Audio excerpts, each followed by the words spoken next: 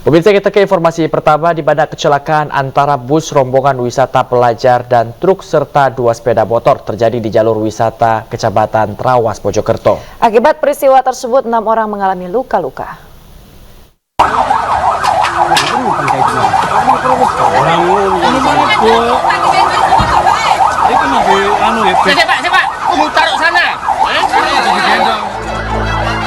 Proses evakuasi seorang sopir bus yang terlibat kecelakaan dengan truk dan 2 sepeda motor di Jalan Raya Jalur Wisata Trawas, Mojokerto, Jawa Timur berlangsung dramatis.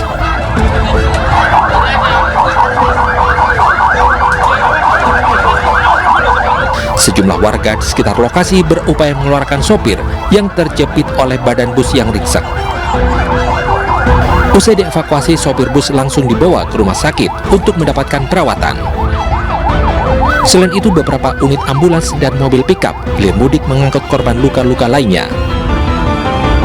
Sedikitnya 6 orang mengalami luka-luka akibat peristiwa ini.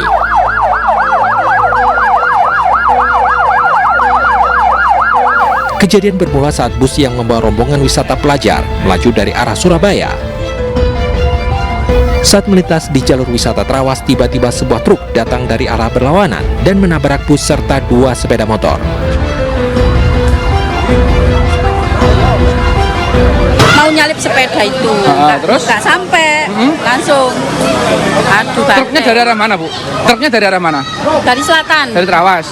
Terus kalau bisnya dari arah? Dari bawah. Terus yang mendahului siapa? treknya. Truknya mendahului sepeda motor. Mau nyalip. Mau nyalip, terus? Ya itu tadi adu banteng, wis.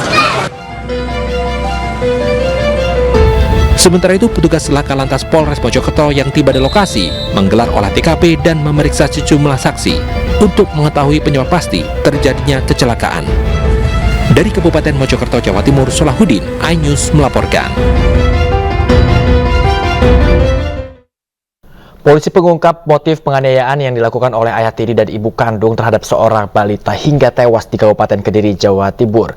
Dugaan sementara pelaku kesal karena korban tidak bicara jujur.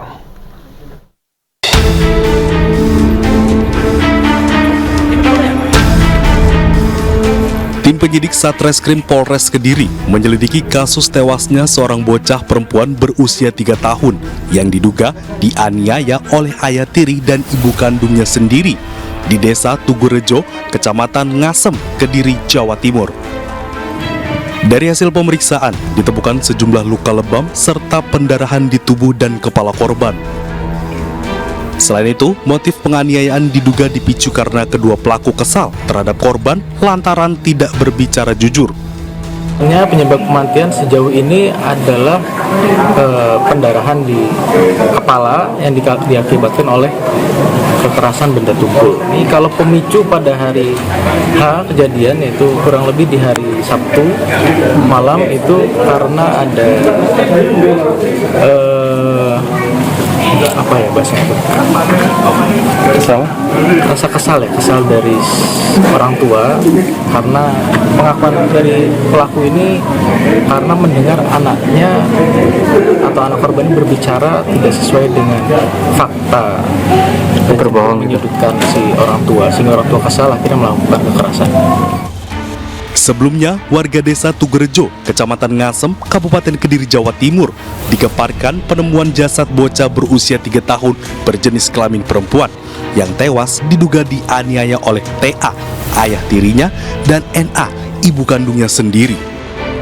Untuk menutupi perbuatannya, korban dikubur di samping rumah.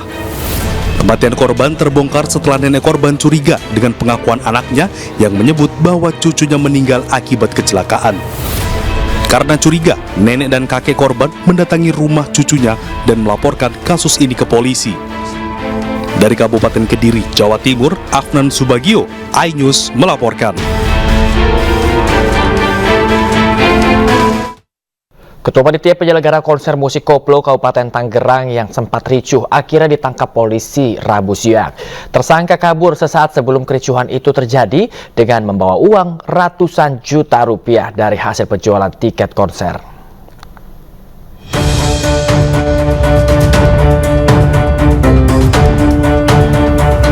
Setelah sempat buron selama 3 hari, Muhammad Dian Permana Angga, ketua penyelenggara konser musik koplo yang berujung ricuh di Kecamatan Pasar Kemis, Kabupaten Tangerang, Banten, akhirnya diringkus polisi.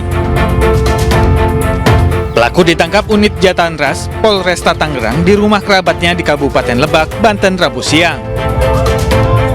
Sementara 6 orang dari pihak vendor dan penonton sudah dimintai keterangannya sebagai saksi dan 1 orang telah dijadikan tersangka. Uang yang dibawa kabur kita sedang akumulasi, sedang dilakukan pemeriksaan sebagai di korban-korbannya untuk mengetahui berapa jumlahnya. Kalau sudah diketahui pasti akan disampaikan pada kami. Pak, terkait dengan kita tahu jadi kan viral banyak orang-orang yang menjarah, Pak. Itu seperti apa tindakannya, Pak? Oh, itu tindakan sedang di dalam proses, sedang dilakukan pemeriksaan semuanya. Artinya sudah diamankan, Pak? Sudah diamankan? Belum ada diamankan, hanya 1 orang yang diamankan. Konser Guyon Waton di Pasar Kemis. Sebelumnya, konser musik koplo di Kecamatan Pasar Kemis, Kabupaten Tangerang, Banten berakhir ricuh. Penonton membakar dan merusak sejumlah properti konser serta melakukan penjarahan. Penonton kecewa lantaran sejumlah band koplo yang dijanjikan penyelenggara tidak jadi tampil. Dari Kabupaten Tangerang, Banten, Aimarani, iNews melaporkan. Pemirsa, pasca dikabarkan hilang, seorang pria penagih koperasi maksud KB ditemukan tewas dicor di halaman belakang toko di Jalan KH Dahlan, Maskerebet Raya, Kecamatan Sukarame, pemirsa, Palembang, Sumatera Selatan. Korban ditemukan dalam keadaan tubuh telah hancur, mengeluarkan aroma tidak sedap.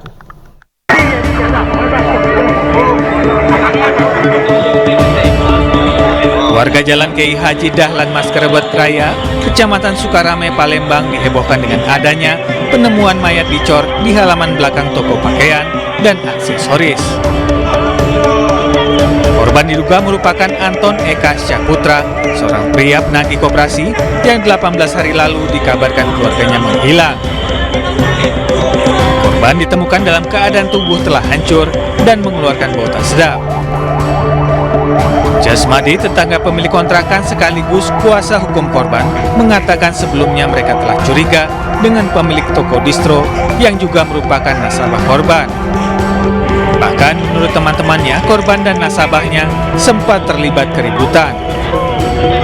Karena jadi korban ini adalah penagih koperasi, kemudian kebetulan yang distro ini itu adalah nasabahnya. Dari Jumat kami telusuri ada ribut-ribut lah, dia telepon, kemudian Sabtu pagi sebelum dia pergi nagih ke sini ada lagi ribut. Cek di CCTV yang ujung itu memang ada korban mengarah ke sini.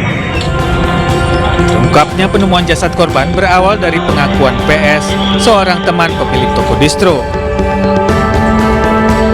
Ternyata memang mendasari keterangan daripada tersangka yang kami lakukan penangkapan di Batam, mayat daripada korban yaitu petugas koperasi yang bertugas menagih utang tersebut dikubur di belakang rumah ataupun halaman daripada ruko tersebut. Kini pelaku telah diamankan sebagai tersangka dan polisi masih melakukan pengejaran terhadap beberapa pelaku lainnya. Selanjutnya, usai dievakuasi di TKP, jasad korban dibawa ke Rumah Sakit Bayangkara Palembang guna diautopsi. Dari Palembang, Sumatera Selatan, Guntur iNews melaporkan.